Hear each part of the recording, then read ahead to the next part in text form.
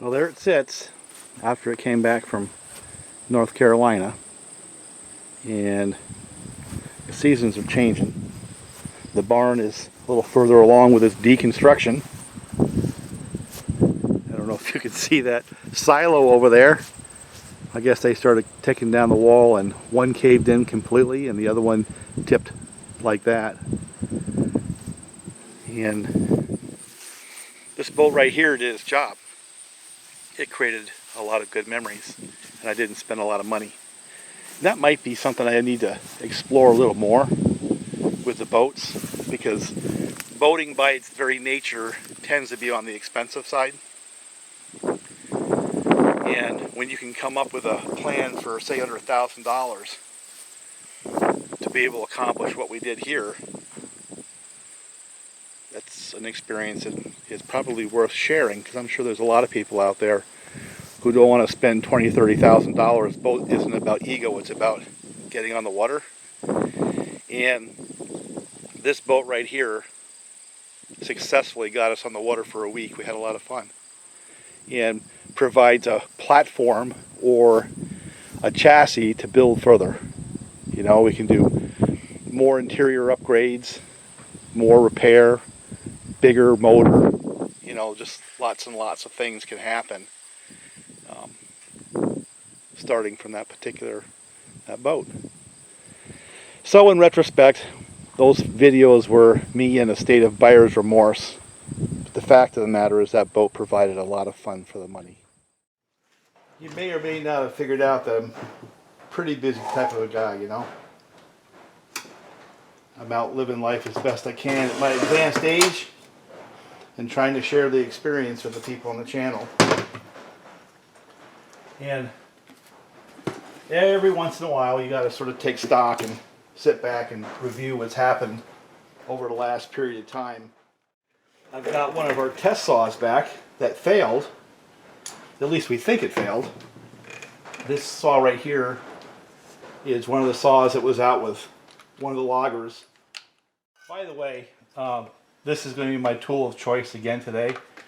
This Makita set that I got over at the Cutting Edge, Greenwich, in conjunction with Greg Wade, has to be one of the most game-changing tools I've had in my shop in a very, very long time. This impact driver plus the drill combined. Now, I've used a Bosch drill for a long time for doing some of this, and I tried a Black & Decker impact driver. The Bosch worked out quite well, but this impact driver from Makita is working out even better. And if you notice, it's actually getting kind of dirty, because I use this thing all the time. I use it on the boat project, and I use it on the chainsaws frequently. And that's the Makita series with the lithium-ion batteries. These are all 18 volt. It's the 18 volt system. And I've got a battery in the charger right now. This one's a 2 amp hour battery.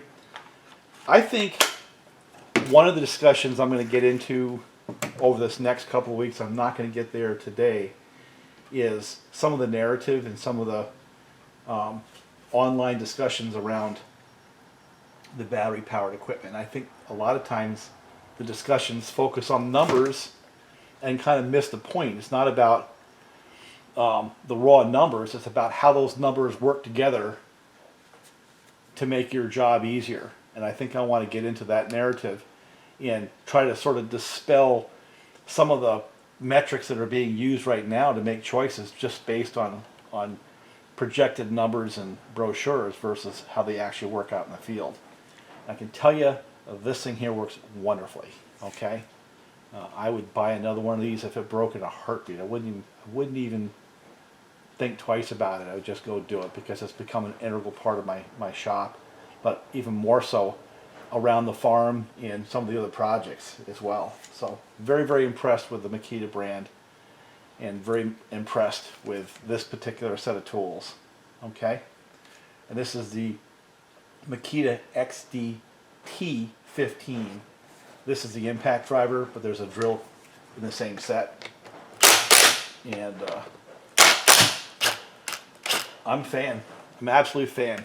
So this is basically Chi-Com cases with a Hyway pop-up top end. The reason why this saw was put out in the field was to test how those bottom ends would survive in a production environment. But this was a daily use saw, and it was used for felling and bucking in a logging operation. And as I said, the goal was to test the longevity of the bottom end of the bearings. And I told them the very second it goes lean, bring it back so we can evaluate to see whether or not we had a bearing failure or a seal failure or something along those lines. The build I did a video on, and you can go back and find it. Well, one thing it doesn't have is an air filter. Nah, I don't understand that. That's not good.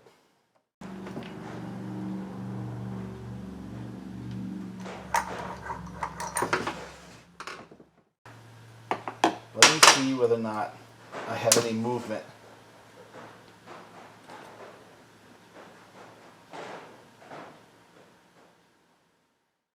No, I don't think so. I think it's all right.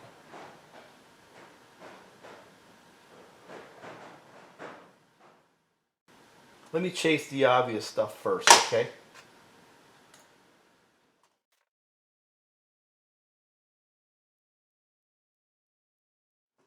Where was I? Oh, I was saying that this is a blended saw where it has the Hudzel bottom end. It has a Hyway top end with a pop-up. Looks like I built it with a X-Torque carburetor. The mixture is okay, so it didn't run lean on us.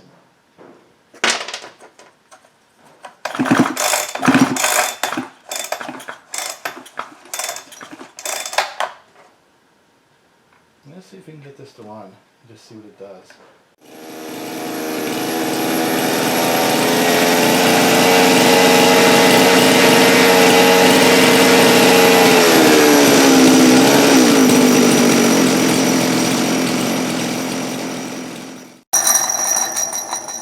You know, I'm not seeing that this saw really has a big problem other than the throttle cable. It seems to me like even though it's been running without an air filter, it probably survived. I think what I'm going to do is what I've done in the past and just take that and see if I can file that back, because the throttle cable is probably just a little bit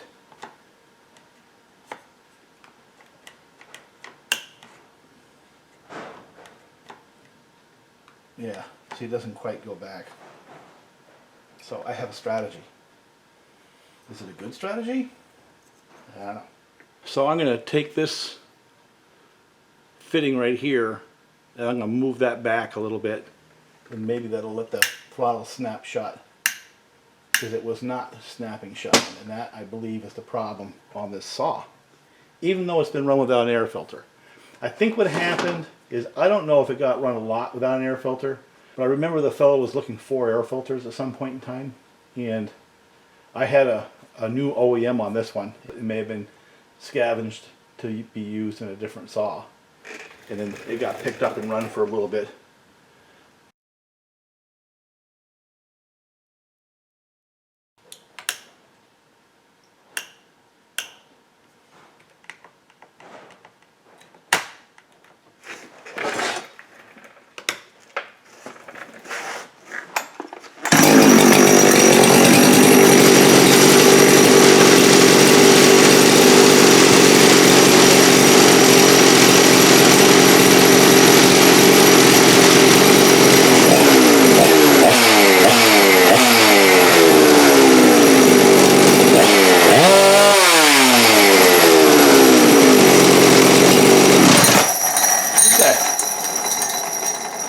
So I think I'm going to put a little grease on this bearing in the clutch here.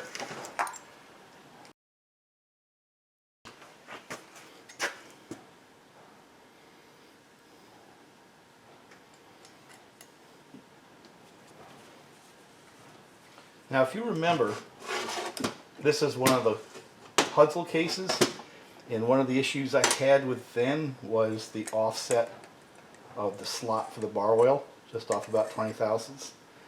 That did not present a problem with a 24-inch bar, okay? Just for you guys out there. So as much as it doesn't look good, it was a non-issue. The second piece was the reason why I put this particular top end on the Hudzel bottom end is I wanted sort of a worst case for the bottom end bearings. Having the Hyway pop-up piston with the higher compression in a professional environment where it's going to be used harshly for a long time, that would, in my mind, be a fairly good test of the bottom end, whether it's the cases failing or the seals or the bearings or something like that failing. And it doesn't seem to me like they failed. I don't think that's a problem. And I mean, we'll go through a little more running an analysis, but the fact that it fires up and idles like that, there's your first clue that the bottom end is just fine. Because if it had an air leak, it wouldn't idle that way and wouldn't restart that quickly. You know what I'm saying? So I'm cautiously optimistic that the bottom end has survived 6 months of abuse.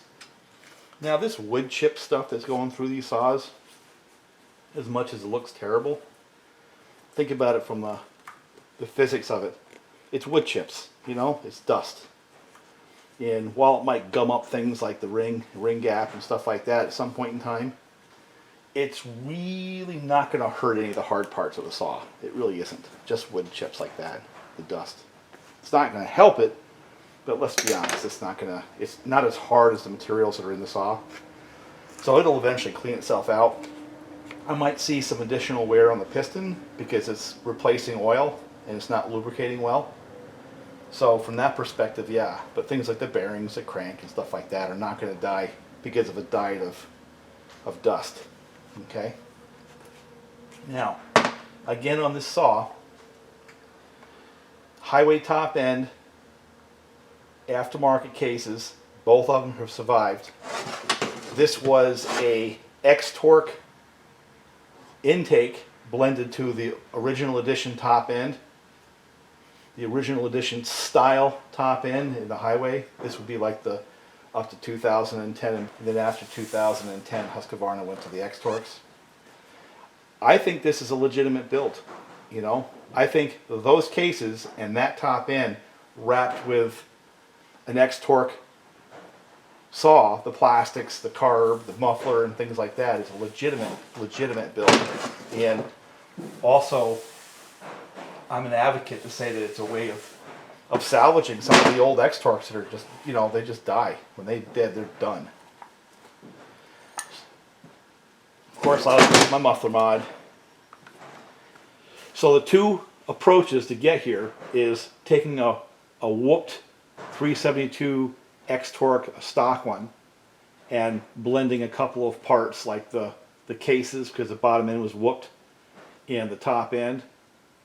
And that's what this saw represents. Or a person who wants to have a really cool, mostly aftermarket saw, starting with a G372 from Hudzel, and then blending a better top end and the X-Torque larger carburetor with a OEM intake boot.